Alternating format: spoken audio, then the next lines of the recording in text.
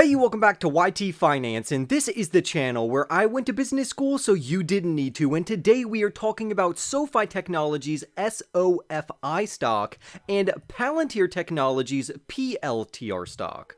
We're going to start off the video talking about how SOFI has recently announced a multi-year contract and partnership with a quarterback from the NFL who plays for the Los Angeles Chargers named Justine Herbert. This is not only going to give them fantastic publicity, but it's also going to allow them to reach the gigantic NFL economy through very intelligent marketing. Hopefully this is going to reflect very positively on their overall revenues and potentially their stock price, so stay tuned for a news update on that. Then we're going to talk about 3 reasons to buy Palantir Technologies right now, according to this particular author, who is a bull in regards to Palantir Technologies. And then lastly, we're going to be going over an article that says why I just doubled my Palantir position. Now for this article, we're only going to be going over the summary. However, in the first article, we are going to be doing an entire article analysis. But if you want more information on any of these articles, remember to go down and click that source button in the description to read these articles for yourself. But for more videos on SOFI Technologies as well as Palantir Technologies,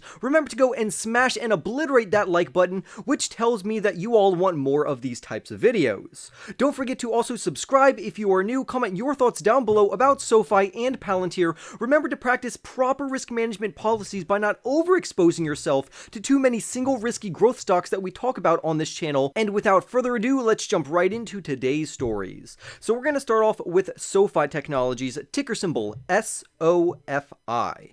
Right now, SOFI Technologies trades at $6.08 per share, while stock professionals believe the company is worth anywhere between $7 and $11, which currently indicates that right now it could be technically viewed as undervalued. SOFI Technologies is a fintech company or a financial technology company that offers a digitalized answer in the form of an app to help their consumers with personal finance by giving them access to financial services and or financial products. And recently they announced a 3-year-long partnership with a quarterback in the NFL who plays for the Los Angeles Chargers, and his name is Justine Herbert.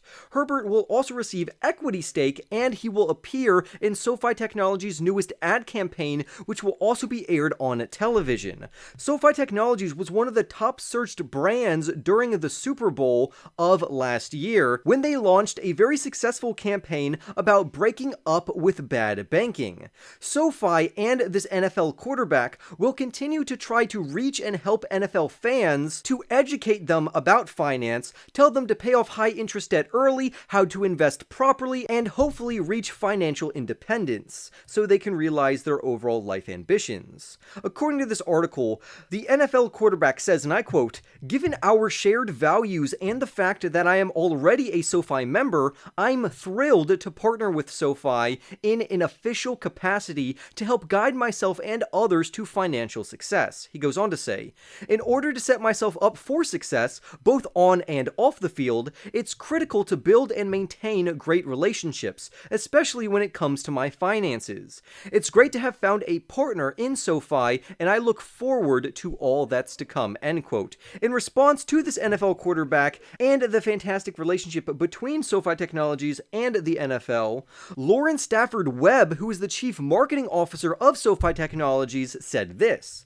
"For those who feel like their financial priorities and their bank play for different teams, our latest brand campaign is encouraging our members to get off the sidelines and take action toward their financial goals. We are excited to evolve our breakup with bad banking campaign and continue to help members get out of unfulfilling banking relationships and move on with SOFI." The CMO goes on to say, "Justine Herbert is the perfect partner to bring this initiative to life because he understands the importance firsthand of taking charge of your financial future. We look forward to this partnership with Justine that will allow us to help more fans continue to get their money right for years to come," end quote. And overall, I think again, this is fantastic publicity. It's a great marketing move for SOFI Technologies, and SOFI also owns the stadium, which is the home stadium for the Los Angeles Angeles Chargers, which is SoFi Stadium. Like I said in a previous video, this same stadium will be used to host the Olympics sometime in the future. SoFi also really pushes their competitive advantage by offering a higher APY in their checking and savings accounts. For instance, if we look into SoFi's checking and savings, they have a gigantic competitive advantage. SoFi allows various members to earn up to 2% APY cash back if you hold money in their checking and savings accounts, and that is 60 times higher than the national average, which means they clearly beat out the majority, if not all, legacy banks that I can think of off the top of my head. This means that if you have $100,000 with SoFi in a checking or savings account, they are going to be paying you $2,000 per year just to hold your money with them.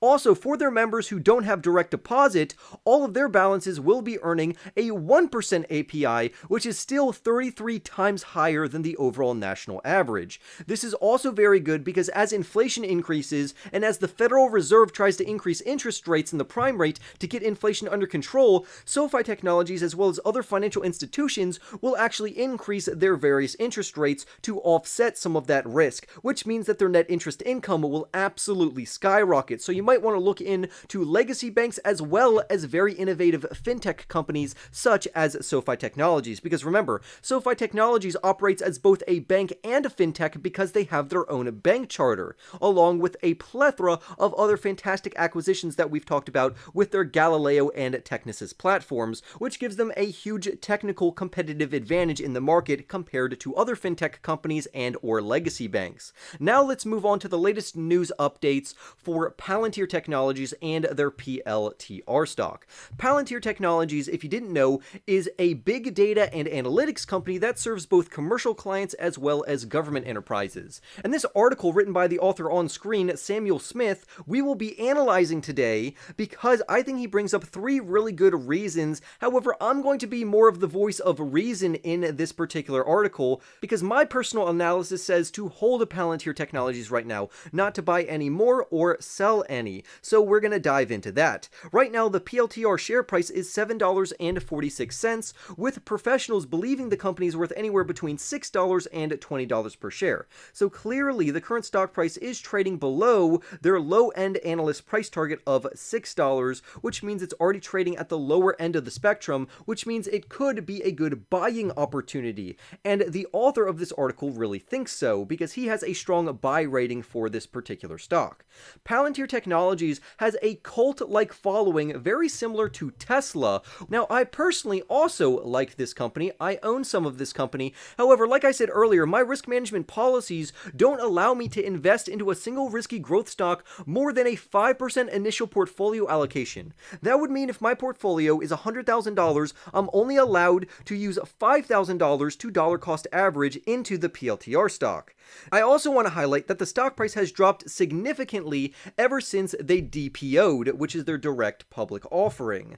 I also want to say that it has not been all rainbows and sunshine because the company has experienced various headwinds, which would be the general overall market crashing, investors liquidating their high-growth speculative technology stocks, which would include both stocks like SoFi as well as Palantir. We also know that Palantir has very high stock-based compensation, which we have already discussed in a previous video, and they had somewhat disappointing quarterly results for this year. Now, the main thesis for me in this video is to tell investors to not pay attention to the stock price necessarily, but rather the core investment thesis and the company fundamentals. In this video, the article lays out three different reasons which say that the PLTR stock could generate significant returns and stock price appreciation over the next decade. However, you're going to have the stomach and the overall investor prowess to hold the company even while it's crashing. Even if the stock goes as low as $4 per share, for this investment thesis to work, you're just going to have to hold through it because eventually it is set to bounce back. And because no one can predict when exactly it will be able to bounce back, that's why you just have to hold for the long term if you believe in this company. Now, if you don't believe in this company, then feel free to liquidate your position, move on to the next hype stock, and you're probably going to get hurt that way. Also, again, I want to really push proper risk management. Do not put all of your eggs in one basket, at least that's my opinion. I would rather be very diversified in all sectors which prevents my portfolio from losing money unnecessarily. Also, if any of the companies that I invest into, of the 20 companies that I really try to invest into along with my core holdings of ETFs, mutual funds, and index funds, even if one of my single growth companies goes out of business or even their stock goes to zero, I am not even going to feel it in my portfolio. So to me, only betting on 1, 2, or 3 companies takes on way too much unnecessary risk. But without further ado, and with that disclaimer, let's dive into the 3 reasons. Reason number 1, the article author lays out, it's that Palantir's total addressable market is absolutely gigantic and it's continuously growing. Back when Palantir went public, their overall addressable market was approximately $120 billion. He says that Palantir provides a great company to utilize and take advantage of a very long growth runway due to their gigantic total addressable market. To put this into perspective, the company's addressable market is basically like a big pie, and Palantir is trying to steal a slice of that pie, either that has been untouched by other competition, or even if current competition has a larger slice of the pie, Palantir can try to steal that part of the market that's already been claimed, or start gaining market share that hasn't been claimed yet. In the long term, I think Palantir is going to utilize and be very innovative and grow their stock as well as their company very impressively, especially if they continue to evolve and create new products to meet the quote-unquote insatiable government and corporate demand for data analytics. Palantir is a big data and analytics company, which means they are attracted to the big data and analytics industry, which currently is growing at a compounding annual growth rate, for shorthand it's called the CAGR, of approximately 20% from now till 2030. Analysts anticipate that Palantir's total addressable market will grow from $120 billion from when they DPO'd all the way to $230 billion by 2025. They also anticipate that by 2030, the total addressable market for this company is going to be approximately around $600 billion. This means that over the next decade, or even less than the next 10 years, this company is anticipated to, at minimum, if they even track with the market, grow at a 20% compounding annual growth rate. Right now, management actually thinks that the company is going to be growing at a 30% compounding annual growth rate. However, due to recent earnings reports and financial results, I don't think that's actually going to be happening. I think a 25% growth rate for the year of 2022 is probably going to be more accurate. Also, I want to say that Palantir is anticipated to generate $4.1 billion in 2025, which means that they are currently only utilizing and have only claimed 2% of their overall addressable market. This means that Palantir has a gigantic growth runway to eventually take advantage of. Now, right here, I want to briefly stop to tell you why this has a catch. For instance, right now their market cap currently comes in at around $15.47 billion, which means that even in 2025, if the stock price does not move at all from $7 and around 50 cents, that means they are still going to be trading at around a 4 times PS ratio, or price to sales ratio.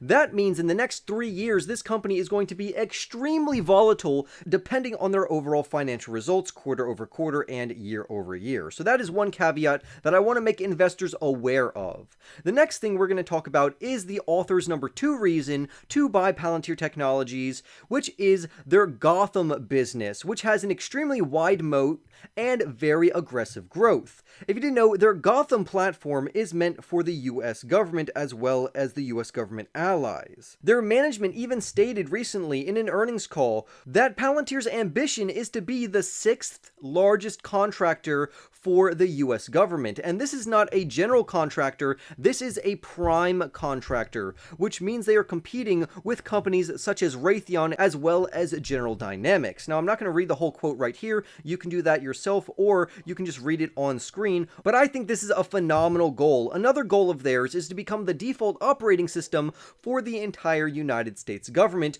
which is going to be absolutely crazy. The author of this article is extremely positive and bullish on Gotham's long-term outlook. And remember, Gotham is their government platform for big data and analytics and decision-making. And right now, Palantir is quote-unquote obsessed with winning the artificial intelligence race in the United States. We also know, looking at other defensive contractor primes, such as General Dynamics and Raytheon, that these companies are budget-driven, not profit-driven. What does this mean? In other words, it means that there is a very high priority to have the newest and best system, even if it doesn't give you profit, and means that the government is going to pick you and adopt your technology, which is going to potentially lead to other bigger, larger contracts. So it's technology first, money later. And because Palantir already has a great relationship with the United States government, I don't think this is very far off. Also, I want to point out that their technology is extremely secure, and I'm very bullish on their overall future projections. Now, the bearish naysayers and critics will point out correctly that their government business segment has actually decreased and decelerated to 27% in regards to the revenue growth in quarter two. And that is a big Debbie Downer, because at minimum, we would want to have that at around or above 30%, because their management dictated a 30% CAGR in terms of their overall revenue growth from now until 2025, and clearly, as of quarter two, they are not meeting that expectation. However, management remains very positive and bullish on the long-term growth trajectory, and they have iterated and reiterated that multiple times to their investors, that they as a company are a long-term investment opportunity, not a short-term investment opportunity, which is why I really push long-term buy and hold strategies, because in the future, this company could be absolutely fantastic. Lastly, the author's point number 3 is that the stock price looks very cheap right now. Palantir stock price has basically never been cheaper trading in this particular range. Now again, I do have a caveat here. Just because Palantir is trading at a giant discount from what they were trading at, it doesn't necessarily mean that Palantir is a good buying opportunity right now just because their stock price fell a lot. We need to look at their accounting ratios and other financial ratios to determine if they are a good buying opportunity. In past videos, I've gone through these ratios and communicated that even now at $7 and approximately 50 cents, Palantir is still trading at a premium, which means it's not fairly valued and it could definitely fall even lower. Now, that doesn't mean that we shouldn't buy the company, but it does mean that you need to adjust your overall time horizon of how long you plan to keep this company. For instance, the higher the stock price you buy it at, the longer it's going to take for this company to appreciate just for you to break even, and then from that point on, then you're going to start creating profits. Some investors try to fix this problem by dollar cost averaging and lowering their overall average cost basis. Now, the problem with this is I find investors tend to overexpose themselves too early in a company, which means when they are trying to dollar cost average into the company after that and lower their average cost basis, they're overexposing themselves unnecessarily to this company, which adds a large amount of potential risk of future losses, because even now, the company could still continuously trend downward until it finds a bottom or a fair valuation. But because this is a growth company, and if you are a long-term investor, then yes, technically you could buy now and hold for the long term, which is exactly what I did. I already have basically a max allocation to this company, so I don't plan to buy more or average down my average cost. I plan to just forget about this company and move on to the next big thing, while also continuously dollar cost averaging into my core investments, which are made of ETFs such as VOO and VTI. Those are my bread and butter ETFs that have low expense ratios and also are basically guaranteed to build wealth over the long term with very, very little risk. Now, lastly, we're going to go over why an extremely bullish author has actually doubled his position in Palantir Technologies, and we're only going to be going over the summary of this because I don't want this to be an extremely long video. First, he points out that Palantir is a great buying opportunity right now if you plan to hold for the next decade, and I actually agree with him here. I myself own Palantir, and I plan to hold this for literally my entire life. He also points out that they have remarkable growth opportunities, and their earnings potential is literally right now just locked. In a previous video, when we talked about stock-based compensation, I said that if they stopped base compensation right now, the company would literally become profitable overnight, and that is actually a true statistic. Feel free to either watch that video or look it up yourself. Next, the author points out that the company's share price has dropped by around 84%, which is a huge discount. And again, like we said, that doesn't necessarily mean it's a good buying opportunity, but it certainly means that it's definitely a better buying opportunity now than it was back then. And lastly, of course, he says, I don't understand understand what investors are waiting for, I'm doubling my position right now. So he is extremely bullish on Palantir Technologies, but remember, think through this. Don't blindly follow financial institutions, reporters, analysts. Do your own research, your own due diligence. Make sure it aligns with your risk tolerance, your investing strategy, and always make sure to weigh the pros and the cons, the risk to the reward. Make sure you understand the company, what it's doing, and what it could be. But I would love to hear your thoughts down below. Remember to go and smash that like button for more videos like this one, and I will see you in the next YT video.